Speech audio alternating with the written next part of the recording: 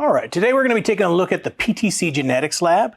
And so what we're going to be using is, it's PTC. So what PTC is it's a taster gene that some people have and other people do not. And so for example, I cannot taste this particular type of chemical. And so we have tester paper that we will try out in just a second to see exactly if I can taste or not. And then I'm going to show you some data from other individuals. Then what we want to figure out is whether or not the individuals in this one scenario's family has this taster gene or not.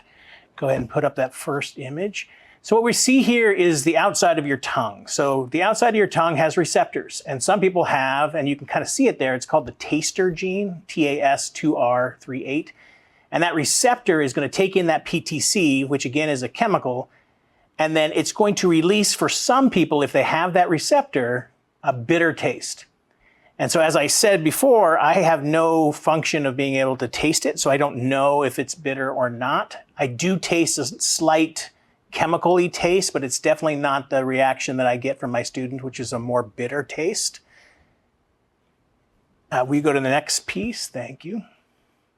So what you see here is there are three versions of individuals that have this gene. So if you've done Punnett squares, you know that there are three variations on each of these allele sequences. And so you have the homozygous taster, which is going to be our homozygous dominant, which is going to be big T, and it's going to show up as two bands, which I'll show you in just a second. There's also a version of a taster that is heterozygous. They are going to be big T, little t, and they're going to show three bands at approximately those places. And I'll explain to you in just a second how electrophoresis works. And then there is homozygous non-tasters. They're going to be represented by two little t's, so that's homozygous recessive, and they're going to show up as one band. So if I was to take my own DNA and place it into the electrophoresis machine, I would show one band at approximately 221 base pairs, which, let me go ahead and explain to you how electrophoresis works. Go ahead.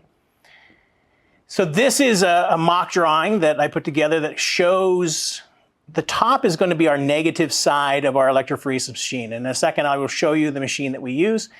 And it has a positive side and a negative side. The negative side is at the top of this diagram. And what's going to happen is I'm going to put DNA from this particular family into each of those three wells.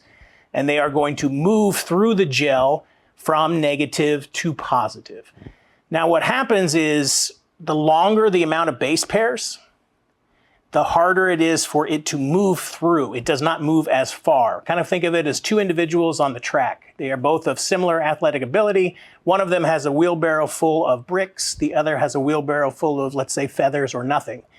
And if we time them and we see how far they move, the one with the bricks is going to go less far than the one that has no bricks. And that's what you're seeing here. So what you see is that yellow line there that represents how far they are traveling from the top to the bottom. And the 221, 176 there on the right, those represent base pairs. So the larger the molecule, that means it has more letters of DNA, so A's, T's, C's, and G's, and they're going to move less far depending on how many of those base pairs they have.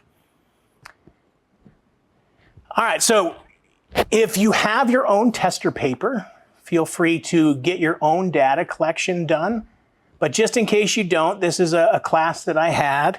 And so genetic PTC paper is a piece of paper that you put into your mouth and you have that taste or you don't. And so you can see that the estimated, based on the fact that you do the Punnett square and you end up with a 75% yes or taster and 25% no, is going to show up as those blue bars. The red bars are going to represent what I actually found in my particular classroom, and it's going to vary from place to place.